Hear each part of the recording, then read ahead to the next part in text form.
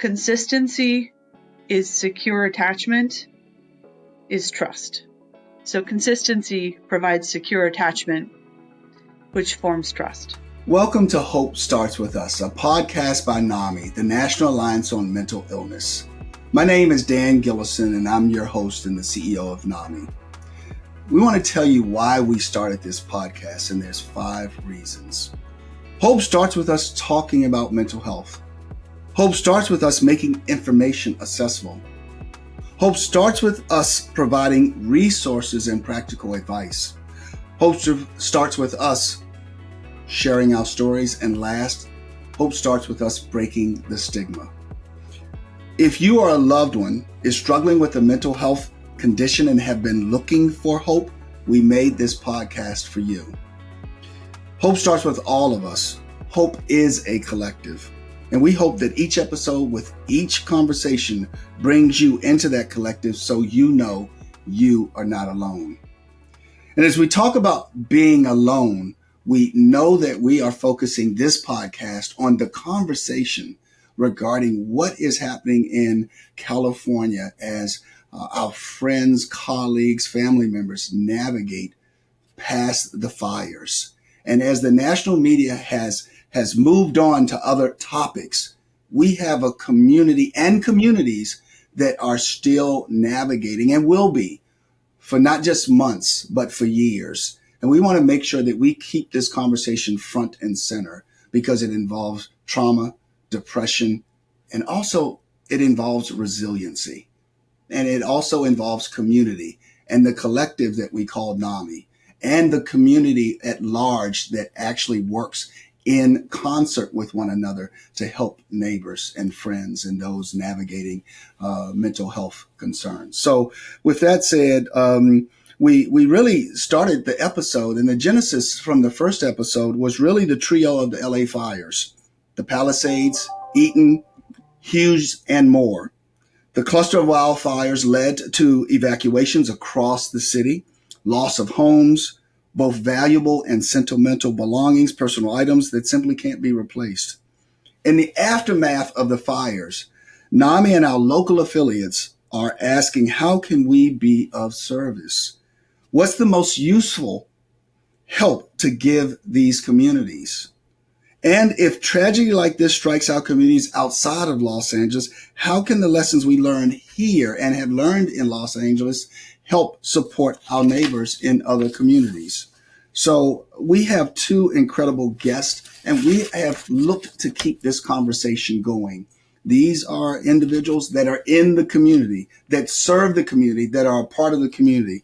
So let me introduce Erin, Raftery, Ryan. Erin is the CEO of NAMI Westside Los Angeles, passionate about the power of storytelling to create social impact, leading with intentionality and a growth mindset. Where are we going? How are we going to get there?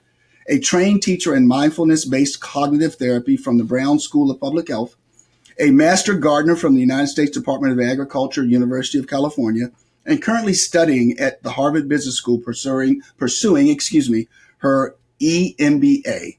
Welcome, Erin. Good to have you with us. Thank you, Dan. Thank you so much for continuing the conversation, providing space. It's very much appreciated. Thank you. Well, we appreciate you. So let's also now introduce Dr. Shauna Doc Springer. Hello, Doc. Chief Psychologist at Stella Mental Health, one of the world's leading experts on psychological trauma, military transition, suicide prevention, and close relationships. 3-time best-selling author, frequently requested keynote speaker, award-winning podcast host. From California, the January wildfires impacted her hometown. And Doc, you could do this podcast so much better than me as a host, but I'm going to try to do my best. So thank you for lending your time and your knowledge and expertise to this. So good to have you both here. Thank you, Dan. No, I disagree. I wouldn't change a thing. I'm just happy to be part of this conversation. And, look, where we put our values, we put our time. And so NAMI has done this series with Erin and I over time because hope also has staying power. It's not a flash in the pan. It's walking with people over time. And you're showing your values and kind of taking the time and space to really think about what it takes to recover over the long term and how long a tail trauma often has for people. Well, we want to get into that discussion right there. And thank you, Doc. And one of the things we say at NAMI, in addition to You're Not Alone, is that, for me, at least, in terms of one of my mantras, is people don't care how much you know until they know how much you care. And NAMI has been caring for 46 years. And care is demonstrated in making sure we keep the conversations going and we address the things that we need to continue to address in terms of people's well-being. Excuse me. So, Erin, let me start with you. It's now nearly been 6 months since the fires. How are you and your family, first of all, doing? Thank you, Dan. As you know, we were impacted. We had to evacuate. And so that original sense of immediate crisis we experienced as a family. Thank goodness our home was not impacted. But that layer of community trauma for sure. But we're doing well personally, and doing the best to continue to serve our community and the members of our community that were impacted more than ourselves. But thank you for checking in about us personally. That's always very kind of you. Yeah, well, let me ask you about this. Thank you, and I'm so glad the family is doing well. As the change in the media from the standpoint of it is evolution. So it's that shock of what's going on when it's happening, and it's the shock of the aftermath. How are you seeing the impact to that shock within the West Side LA community?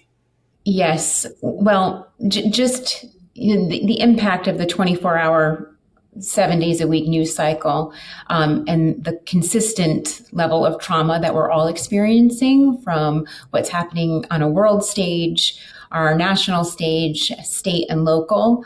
We're consistently bombarded with that. And I think we were a big part of that news cycle. And as a whole, our country was watching California, Los Angeles, Pacific Palisades, our West Side, being impacted severely. And it was, you were almost looking at images that didn't feel real. It felt like you were watching a movie. And again, I to Doc's point, I really do value where you put your time, because when those cameras are no longer here and we're no longer seeing those images, we as a community are still feeling the impact of what happened to us in real time. And, even though the wildfires are out, the trauma is still here and the healing has just begun. And I think, for example, the Pacific Coast Highway had been closed up until a couple weeks ago. So like you said, about 6 months. One of our most thorough freeways was impacted and shut down. So on many levels, that impacts economy, traffic, stress, all of that. And we drove, as a family, the Pacific Coast Highway for the first time. And you can only drive maybe 25 miles an hour, which is hard to do in any area. But you're driving through and you're still seeing images of burnt vehicles and rubble, and it almost looks apocalyptic in some ways. And so just feeling that loss, and seeing just rubble of houses and remnants of random things of a life lived that is no longer there. And it's a deep sense of loss and a sense of place and community gone. And then on the other hand, it's wonderful that it's reopened and that people are there again and that there is a rebuilding happening. People are rebuilding quietly, both emotionally and physically. And there really is a deep sense of resilience and a sense of fatigue within the community. I want to go to both of those. Thank you so much. The fatigue and the resilience, as well as the shock and the trauma, Doc. As Erin mentioned, years ago, my first visit there, Someone said, "You've never been on the Pacific Coast Highway? Oh, come on, we're going to take you on the highway." So it was a beautiful drive, and it was something I'd never experienced before. If I were to go on that highway now, I know I would be in shock. But I'm visiting. I don't live there. What does it look like for that person that is navigating the trauma and also trying to also be that adaptive resilience and to hold on to the hope? You've worked with the military as they're transitioning. You know what this looks like. So, and by the way, I'll also say my human experience when I first saw this, I was watching the news, and I hope I'm not the only human being that I kept thinking it was a movie. I kept wanting to change the channel or look at me. I'm turning a knob, so I'm telling my age, but I kept saying this is not happening. No, this is not happening. I kept saying there's no way. So what was I experiencing, and what does that trauma, as the folks that are living it every day, dealing with, and what are you seeing in their mental well-being? Yeah, it's a surreal experience at first for most people. There's an out of body feeling that you get of this can't be reality. It feels like you're, in a living nightmare if you're in the situation at first. And the thing about trauma, so if you're driving down that highway now, Dan, here's what you're going to see, which is really such an apt metaphor for trauma, actually. You're going to see houses on a cliff that still have Christmas lights on. You're going to see Christmas wreaths kind of half falling off of burned structures. Trauma not only divides time into two pieces, before and after trauma, it also invites us to stay frozen. And so this happened, in January, right after the holidays. And a lot of people still had their holiday lights up. And so you will see holiday decorations on these houses because there's a frozenness to trauma.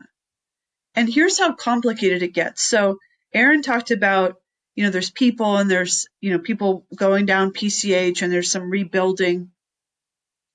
That will bring mixed emotions for trauma survivors, where trauma not only invites us to stay frozen, it divides our will. So, for example, you want to clear your land if your house is burned down because you can't rebuild until you clear your land. But I know from members of the group that I'm supporting, that is a really hard thing to do emotionally because they've been looking for little shards of the life they once had, pieces of memories. And when that land is cleared, that's gone forever. They're not going to be able to go back and find any other tangible piece of the life they had before. So it's like having your history forcibly scraped away. I feel that way about a lot of my memories too. I wouldn't say that I have more trauma than people that are there, certainly, but it's a weird thing that a lot of the places and spaces I remember, they're gone and they're never coming back. And that's really hard. So trauma kind of has this mixed impact where it causes us to be frozen and also kind of at odds with our own will, if that makes sense. Does that make sense? It does. It does. You just mentioned it divides our will because you have the will because you want to rebuild, but you don't want to lose what you had. And you know that if you clear the land, you clear your property, then there's something there that you may have found if you didn't clear it. And there's something that you could have also held on to. There's a loss regardless, right? Yeah. There's loss in rebuilding. So may I ask this, and again, I'm going to go off script a little bit, Doc, but where I want to go is that you can have someone that is navigating their mental well-being and maybe mental illness, and this exacerbated that. What does that look like? What has that looked like? You can go off script with me anytime you want, Dan, because this is so real to me. It's, I'm supporting people in a group. They're still suffering. 6 months, this will be a very, very long process of feeling helpless. At the same time, there have been some hopeful things that have happened. I had a member of my group got married, And that experience of their wedding day had a lot of survivors coming together around something that really helped them see that there's still good ahead. There's still really good things and happy days and connection. And so all of it's kind of intermingled. Trauma can certainly exacerbate a person's feeling of helplessness. And I think we talked a little bit about this in a previous conversation about how if you have mastery of previous trauma events, that's going to hit different than if this is another kind of string in a pattern of events that leaves you locked in this loop of helplessness or horror. So that's where people can really get into a pretty dark place and stay there for a long time, or they can kind of develop a sense of their own resilience. And both can happen. So, for example, I have one particular group of people in my family where my private thought is, you would have made a really good pioneer family. You guys would have really worked well together if you were the first people on this land, hundreds of years ago, because of how you depend on each other, how you work together. And so this fire, though nobody wants it, can kind of crystallize identity in some people in a positive direction, as much as it can kind of break you down. It can say, our family will hold its center. We will rebuild. I will rebuild. I can get through this. And so both are true. We need to support the people who are still suffering and kind of help lead them into that place of hope. And we need to have staying power in the way that we support them so that we're not providing just that burst of help and hope. And then it kind of fades as the cameras move in a different direction. Yeah, I get it. Erin, you provide there at NAMI Westside LA support groups and programs. And what have you seen since the fires? And I know that certainty is the most important thing when there is so much uncertainty and so much doubt and fear.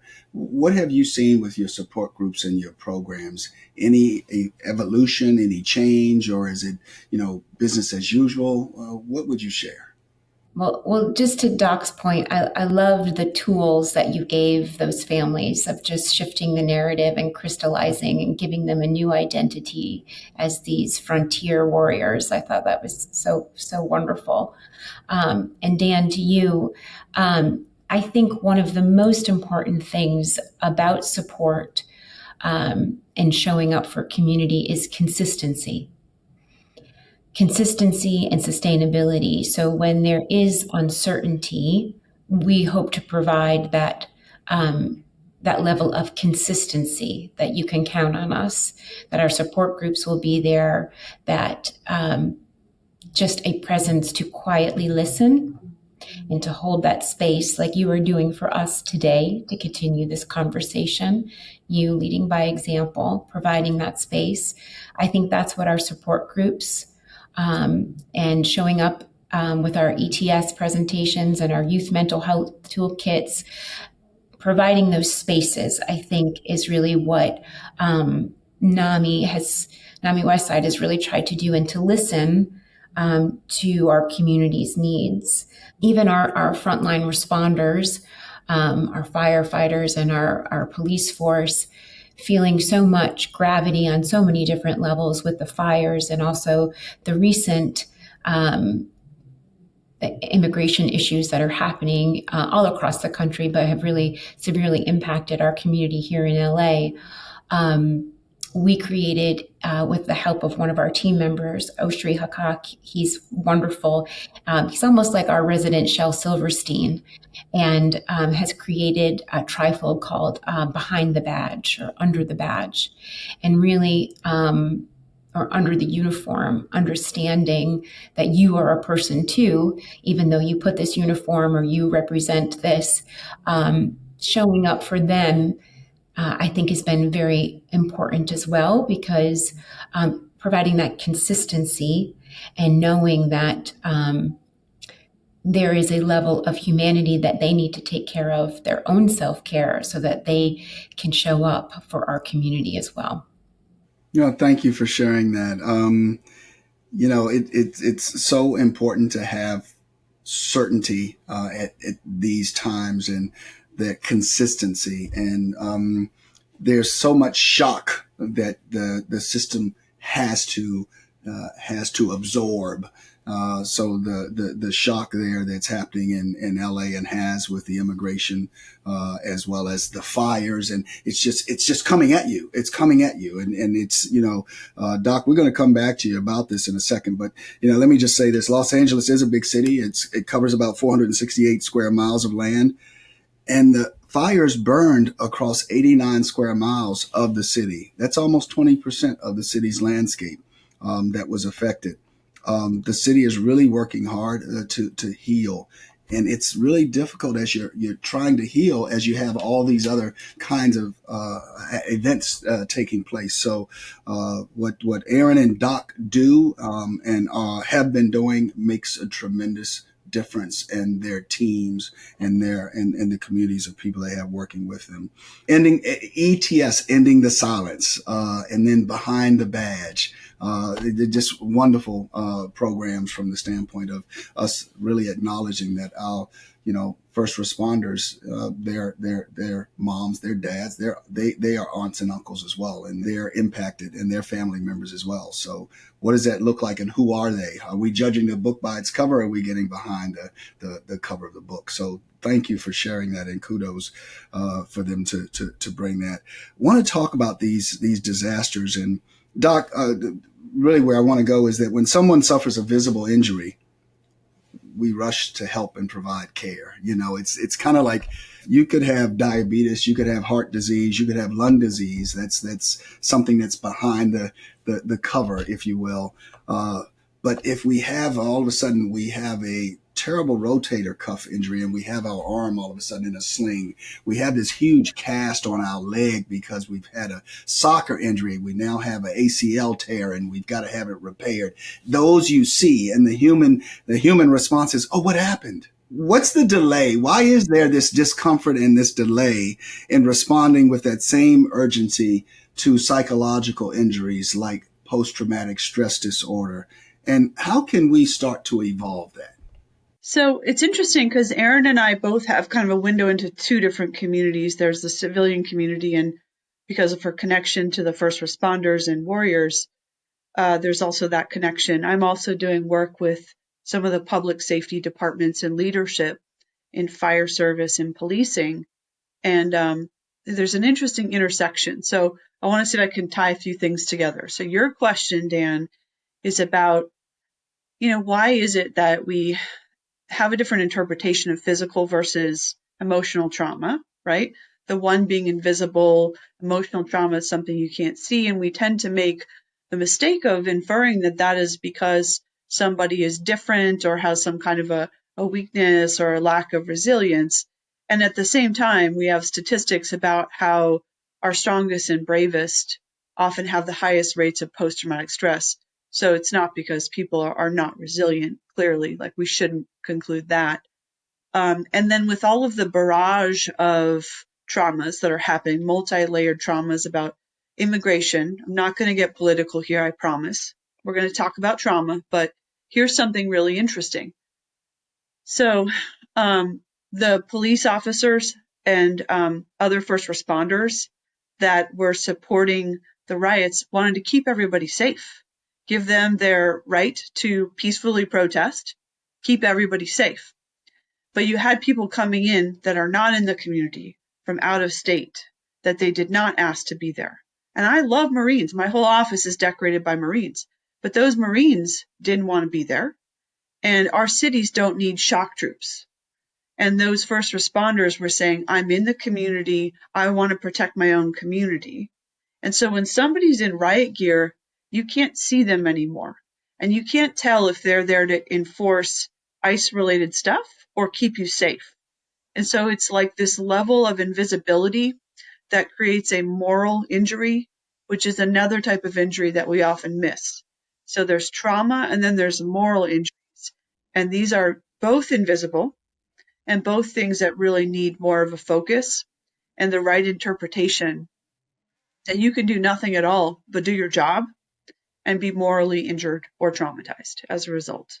Wow. Wow. Thank you, Doc. Really appreciate that very much. What have you both learned about trauma and supporting your communities, and how has that evolved in the 6 months since the fires? And what can our listeners do to support their own communities? Not that they're going to have something as incredibly painful as the fires, but as we think about what your observations have been, what you've seen, what would you share in terms of learned about trauma and supporting your communities, and how that has evolved over the last 6 months? If I could, I want to go back to something Erin said about consistency, because consistency is secure attachment, is trust. So consistency provides secure attachment, which forms trust. And so some of the resources that NAMI West Los Angeles provides on a regular basis, but more importantly, their humanity, their presence. I have a friend who's writing a book right now on something. She's thinking about it as kind of the humanity cure, that humanity and our ability to connect can't be replaced by AI, can't be scaled by businesses. Really comes down to brave people connecting about things that are true and sitting with and walking with people over a long term when trauma is there. So we're going to need organizations like NAMI. I know the Red Cross has also been a resource. A number of my group members have said it's been really helpful with grants even, and giving them some financial relief and other things. But they have to be aware of it. So if they know somebody like Erin or one of her team, they're working with somebody from NAMI West LA, those folks can point them to different resources. And so you need kind of a central point of contact looking out for you, because you're trying to manage all of these things at once, and it just doesn't work very well. So it really does come back to consistency, is secure attachment, is trust, but also somebody that has a bird's eye view, like Erin and her team, on what are the resources and how do I connect those with folks that need them. Yeah, thank you for sharing that. Erin, your thoughts? Thank you, Doc. Thank you, Doc. I do think I go back to that word consistency, because like you are doing today, is showing up. And that's 90% of it, is just being there. And I think also listening, because again, not to get political, but so many things are changing. And just like good begets good, sometimes trauma begets trauma, because you are in a vulnerable state. So when you are raw and vulnerable, things hit differently. And so trying to be consistent, have that level of neutrality for our team, for our community, so we are not elevated. We come in as a neutral presence to provide space for people to feel, and whatever those feelings may be. As a leader in this space, I have to say that I also want to make sure that my team is doing all right, because we have members on our team that have lost their homes, that have been displaced, that are dealing with the immigration issues where they're afraid to leave their homes, or taking care of family members who are afraid to drive to the supermarket. We have team members that are part of the LGBTQ plus community that are directly feeling impacts of what's happening right now to the cuts for 988. So the consistency and making sure that we are taking care of each other and ourselves has to be a priority. And I want to acknowledge NAMI National and you, Dan, for bringing in a practice called Rest Up Week. Now, Rest Up Week, for those of you who don't know, and I'll probably pitch it to you, Dan, too, to share this, but know that our team has taken on this wonderful policy of giving a paid week leave during the week of 4th of July, which is the beginning of the fiscal year, so kind of halfway through the year, to recalibrate, to spend time with friends and family and truly rest, because you and I both know, or we all know, you can take some time off, but if you're in a leadership position, that phone doesn't stop. Those emails don't stop coming.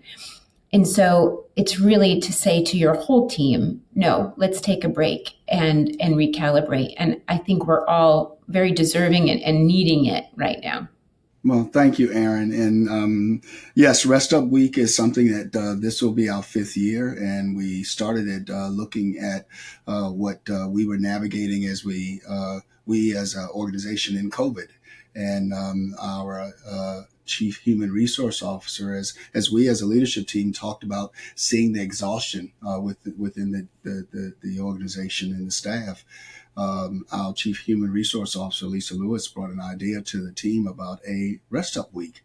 And when she first said it, there was a little bit of a And as we thought about it, we were like, wait a minute, this would be of value. And then as someone asked me, we do a lot for others. What are we doing for our own staff? So we began doing Rest Up Week. We took that opportunity. And we had a few people say, well, you could do it during Christmas or whatever. We recognize that during Christmas, it's a very lonely time, and that we get quite a few calls during that time. And we wanted to be very intentional in doing it at a time that is not necessarily seasonal, and that it did show our intentionality, because we also know that people will take some time off to be with family. And we know mid-year is a very important time to recalibrate, to rejuvenate, and to have people fill their cup so that they can do the work the balance of the year. So that's what Rest Up Week is, and that's the purpose of it and the why behind it. So it's really something. Thank you very much, Erin, for teeing that up. But we do that now. Our staff is excited about it. We put a press release out about it. Our helpline will stay open. We stagger the helpline and make sure that they have different times to be able to rest, so they continue to do the very important and noble work. But the rest of the organization, we shut down email and we shut down everything else other than the helpline phone line, so that people truly do rest. And we don't want the peer pressure of one staff member saying, well, I'm going to do my mail. No, it is something that we have everyone shut it down, so that we truly do rejuvenate and recalibrate, so that we can come back and really help others going into the back half of the year. So thank you, Erin. So that's something that we do from a refresh standpoint. So, yeah. Yeah, that is progressive leadership right there, Dan. Thank you. Well, it's demonstrating that we care. Yeah, and can I just put in a plug for you, Dan? Because you are like the general or the police chief in your organization. I just wrote an article for Police One on how that phone never turns off for many chiefs. I hope for you, Dan, that you have a Rest Up Week staggered a week after everybody on your team. I hope you have a deputy, and that you hand that phone to them, and that you have your own Rest Up Week, because it is so important for leaders to have that break too, and be able to allow the nervous system to decompress for a week. Thank you, Doc. That's good counsel and that's good coaching. I guess you both know I'm probably not good at that, so I'll work on it. I will definitely work on it, and I also have to demonstrate it, because as I demonstrate it, so does the organization go. So I will work on it. It's important to do that. So thank you, Dan. You are leading by example. It's good modeling. It's good modeling, right? You're right. We have to walk the walk, right? If we're talking about mental health and teaching classes and support groups and telling people that they have to take care of themselves, we have to take care of our own selves. We can't show up for our community consistently, that word, consistently, if we are not taking care of ourselves. So I think this is our 4th year. So we didn't do it the first year, but we were like, oh, wait, this is good. So then this is our 4th year that we've adopted and followed your leadership. Well, thank you. Yeah, I'm glad you're doing it. And the other thing that we see and is that we look at this as also addressing stigma in the workplace from the standpoint, what are the different things you do for your organization to create a stigma-free workplace? We don't have all the answers, but we do some small things to actually, it's not what we say, but it's what we do. So this is just one of those illustrations of us demonstrating that. Yeah, exactly. When the leader rests up, blame it on me. Blame it on me if you want. But when the leader rests up, everybody feels the ability to take a rest up week and really not work, Thank you very much. I had one of my peers reach out to me the first year we did it. He called and he said, "What are you doing? I've got my people and you're killing me. You're killing me." What I said, well, you have an opportunity. You may want to seize it, but if you want to know some particulars, happy to share that with you, but we're not going back.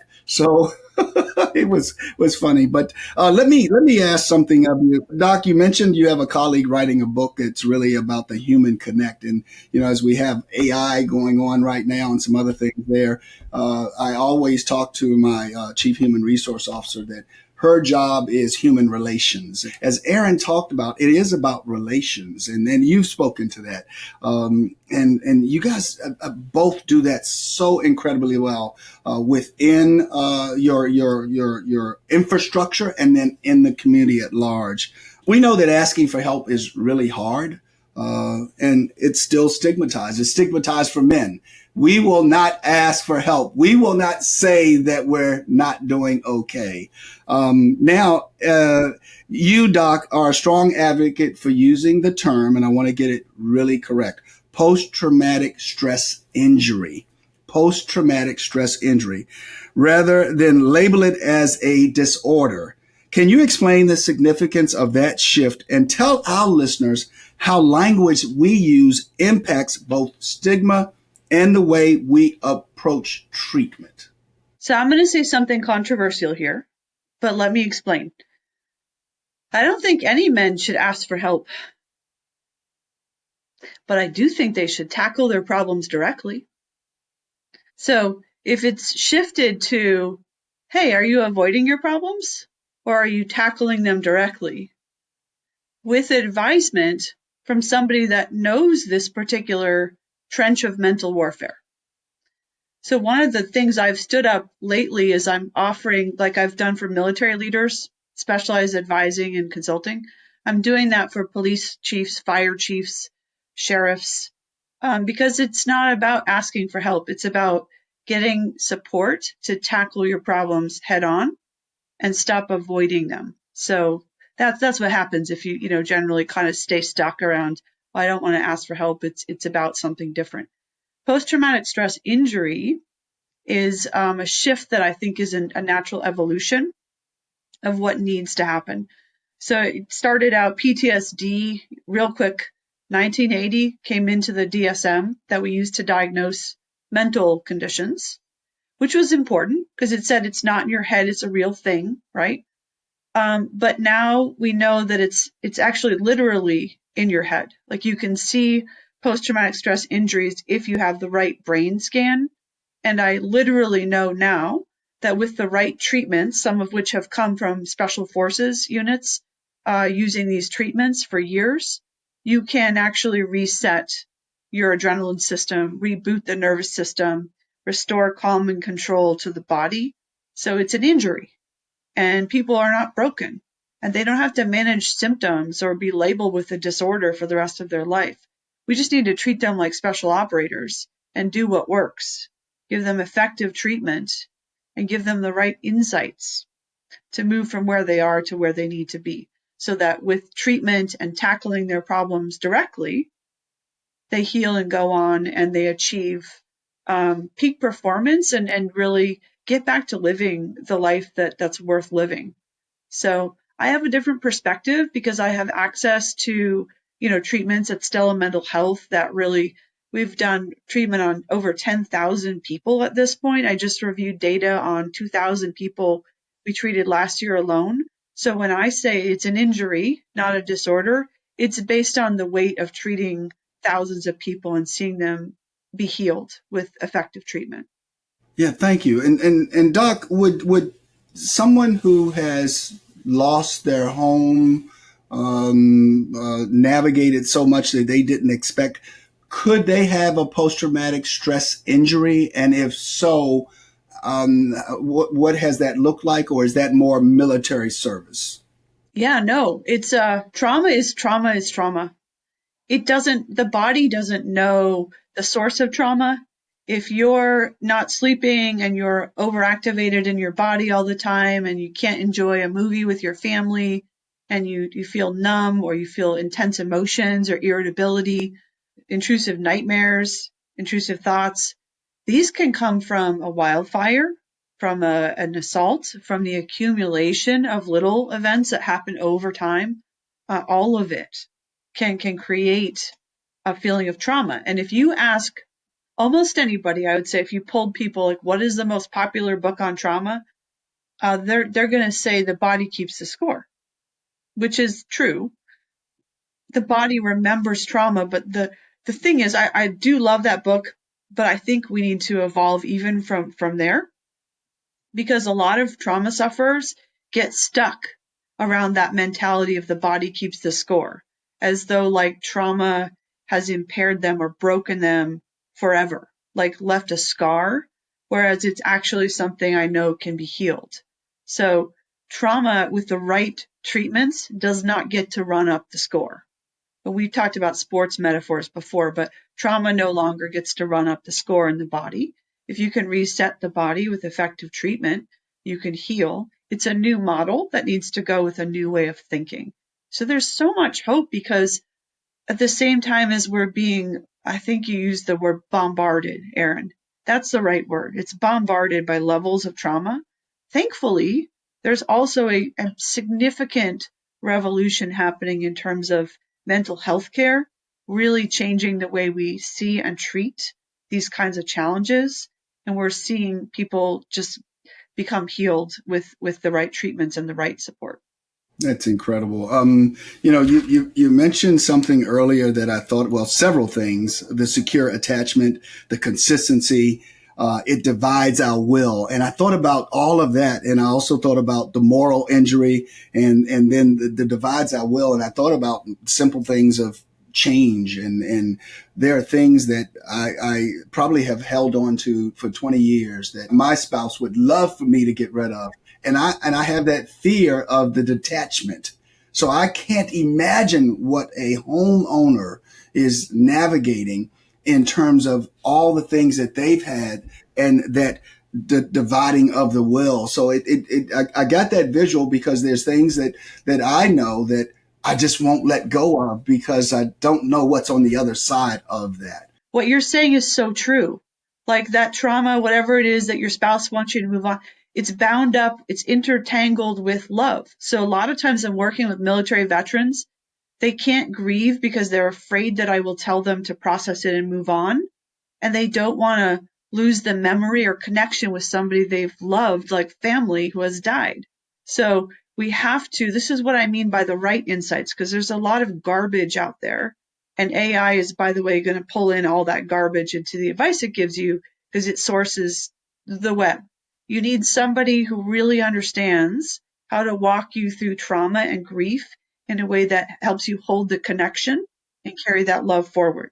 So it's not really just putting it behind you, it's how do you transform it so that it becomes productive suffering, not unproductive suffering.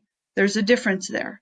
So I wanted to ask you both, and Erin, I wanted to come to you first from the standpoint of depression and anxiety, from the standpoint of all of a sudden you have individuals that that depression has just manifested itself, that anxiety has just gone 4x. Have you seen that over the last 6 months? And one of the things, folks, I just want to say, NAMI, in addition to saying you are not alone, is we say nothing about us without us. And we are really the voice of lived experience. So we really do care about this work. And in terms of our peer work, we see it. we acknowledge it, and we ask everyone to come to us where when you come to us, we don't pass judgment. We meet you where you are, not where we want you or society wants you to be, and we start there. So where I wanted to go with my statement is back to Erin on anxiety and depression and what you may have seen over the last 6 months in community regarding that, and NAMI. Thank you, Dan, for all those wonderful reminders of a lot of what our mission is with NAMI and our compass as an organization. And I think that a lot of what you said is kind of when you find yourself in a community crisis, this collective crisis that we've experienced as a community, to go back to a lot of those statements. One in particular is, meeting people where they're at. So in addition to the level of anxiety and depression and the uncertainty of rebuilding a community, because that's kind of overall, I think there's a level of experience, and I'll come back to that, but meeting our community where they're at. We have developed a partnership with UCLA on many different levels, UCLA Health. And one of the integrated parts of our partnership is working with the psychiatric unit, Resnick Psychiatric Hospital. And they have a adult, adolescent, and pediatric unit. And so we've offered support groups in all of those units. So what that looks like for the pediatric unit, we have our team members come in and read stories. I would mention our team member Oshri, who is like our resident Shel Silverstein and has worked and created poetry and coloring books and to talk about and normalize their feelings and what's going on. And mind you, these are kids in a psychiatric hospital. And so the levels of admissions to the hospital have increased during these times of crisis, because people who are not living with severe mental health conditions are experiencing elevated levels of anxiety and depression. So then include those who have a diagnosis or living with a mental health condition. A lot of them are activated and now are being admitted to the hospital. At the adolescent unit, it looks a little bit different. He also plays music. So sometimes there's a flute. Sometimes there's all different kinds of engagement, which is some of it's our snarky remarks, like, what is this guy? What is he doing? And then all of it kind of alleviates, gives you some levity to laugh at things. And then that breaks that silence and able to have a conversation and talk. And the adult psychiatric unit, some of these folks lost their home and then went and were admitted because, for obvious reasons, the trauma and crisis that they were in. So just to say that our team is meeting people really where they're at. We also have a program called NAMI in the Lobby, which is essentially an outreach in the lobby of the psychiatric hospital for the people that are during visiting hours coming to visit their loved ones. So it's the best place to meet people because their family is in crisis. And we've talked about this so many times. Part of our job is to reduce that shame and stigma and raise the awareness and the platform and use any means necessary to let people know about NAMI, because a lot of people don't know about NAMI until they have to know about NAMI. And that needs to change. And so really trying to meet people where they're at. And so having that NAMI in the lobby and then providing a support group after the visiting hours. So a lot of people come in and say, what is this? I've never heard about you guys. They visit their loved one. And then after the visiting hours, we have a support group for afterward. So then they can kind of process, talk about what they've gone through.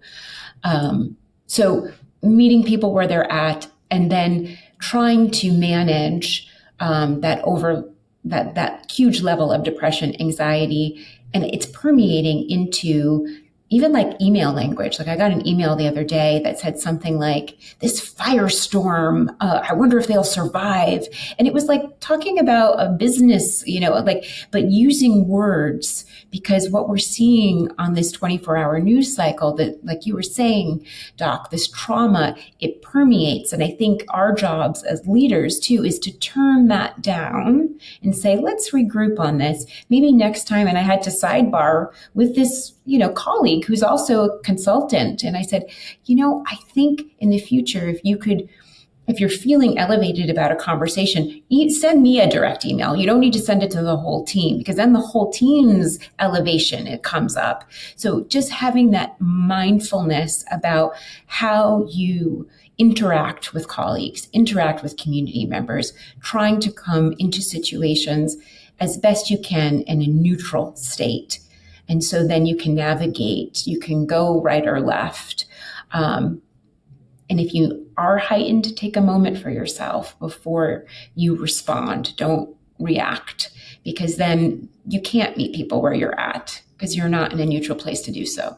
Yeah, you're not in the place to be able to do it. So, yeah, well, kudos to you in terms of the work that you and the organization are doing with the UCLA Psychiatric Hospital and in community at large, but what you're doing in all three tiers of their psychiatric hospital, from adolescents through adults, through children, is incredible. So thank you for sharing that. And NAMI in the lobby after hours, in terms of, being able to tell people a little bit about NAMI, or have them seek out NAMI as we're sitting there, in terms of, well, who are you? What do you do? And why are you here? So I think that is wonderful. Thank you for that. As we talk about the importance of language and how stigma affects our communities when asking for help mentally, what are some of the things that you do from the standpoint of, Doc, you mentioned language. Language is so critically important. Language and labels. What would you like to share with our audience in terms of language, labels, and stigma? Yeah, so I work with a lot of male patients, actually, because I work with protectors and defenders, and there's women that are warriors too, for sure. But it is to the crux of what you talked about. There was a podcast I did about men in therapy, and really kind of taking that different approach of thinking through what is the harder path. Is it to avoid the discomfort of the challenges in your life, or is it to tackle them head on? And so often I think therapists, they basically use things that are good in some situations in the wrong way. Like having empathy or having compassion could really put a lot of people off. And so I think there's a different mode of operating that a therapist needs if they're working with protectors and defenders. So that goes back to what Erin was saying about meeting people where they're at. If you come with too much compassion, right, or empathy, it creates a system of rank where it feels like pity, which is allergic to protectors and defenders. And so generally, because I work with a lot of men, I tend to take really aware of my rank in the room is I'm not going to hold any rank. I'm just going to walk with you as a trusted doc, and we're just going to tackle this together. Really trying to be careful about my language, and really talking about post-traumatic stress as an injury, something that can be healed. And the insights that I have on trauma come from years of working with warfighters and police officers and firefighters. These are people that are our most resilient, our bravest, strongest people. And because we know there's increased incidence of suicide risk in these populations, it's not because they're not resilient. They're our most resilient. So it should kind of recalibrate all of us to understand that suicidal crises are a human issue. They're not just one group of people, and they're not, if you have a trauma response, it's not because there's something weak or broken or non-resilient in you. It isn't really about that. It's just a natural, logical, predictable consequence of having your fight or flight system kicked into high gear. And so it really does help to use I wrote an article 2 weeks ago for the National Fraternal Order of Police, where I really took the angle, look at the treatments they're getting in special forces that reset the adrenaline system. That's a lot of the same stuff that could work with trauma. We just haven't put it in that bucket. In special forces, between combat deployments, they're getting a treatment that helps restore calm and control to the body so they can be peak performers when they're in combat. That's very different from, hey, let me give you this trauma treatment because you have PTSD. Worlds apart. Yet the effect is that people can actually get the treatment because it's palatable and they can actually heal and understand that they're not broken. So it's language, but it's also really having that language rooted in a much deeper concept and in a genuine respect for the people that you serve and support as a healer. Yeah, you put your finger on it in terms of don't pity me. That's not what I'm looking for. I'm looking for help, but I'm not. Do not. So I get that, and we experience that very often. And the other thing is that the special forces have their finger on it from the standpoint of they understand the concept of whole health, and in terms of whole health, there is more than a concept. There is the science behind it that they have adapted because they know that if they address it, it will allow that combat soldier to be their full self in supporting us and protecting us. So yeah, appreciate that. We're going to wrap up in just a second. You've given us your valuable time, and I just wanted to ask both of you all a question that we do at the very end. And the world can be a difficult place, and sometimes it can be hard to hold on to hope. That's why with each episode, we dedicate the last couple of minutes of our podcast to a special segment called Hold On to Hope. Can you tell us what helps you hold on to hope?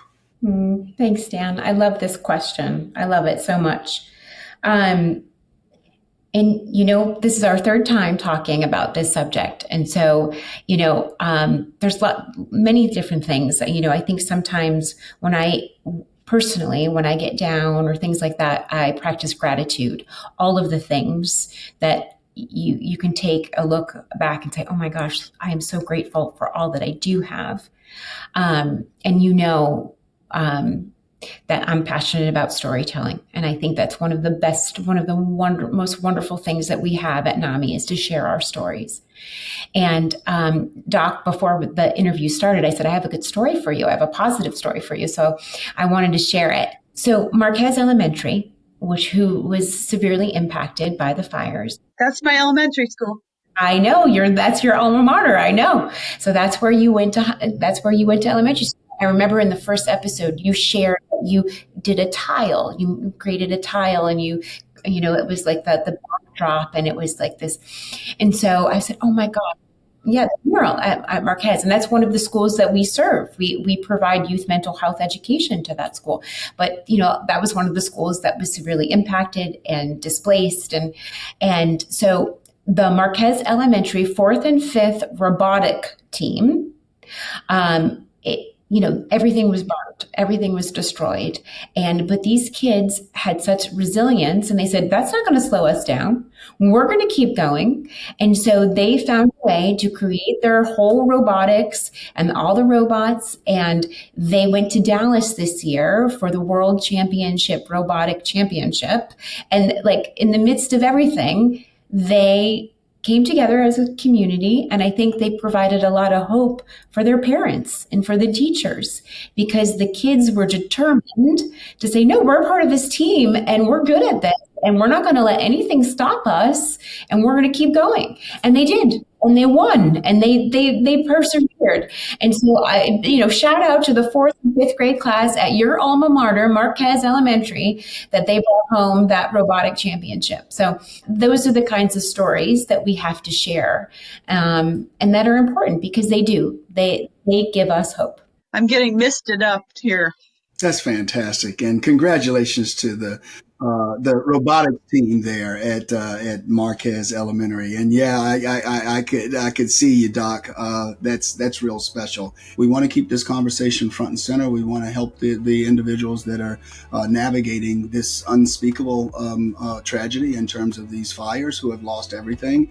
And while the media has to move on, NAMI wants to stay focused, and that's what we're going to do. So we're going to keep the conversation going. This is not one and done, and this is not something that is going to be. You don't rebuild your life in 6 months.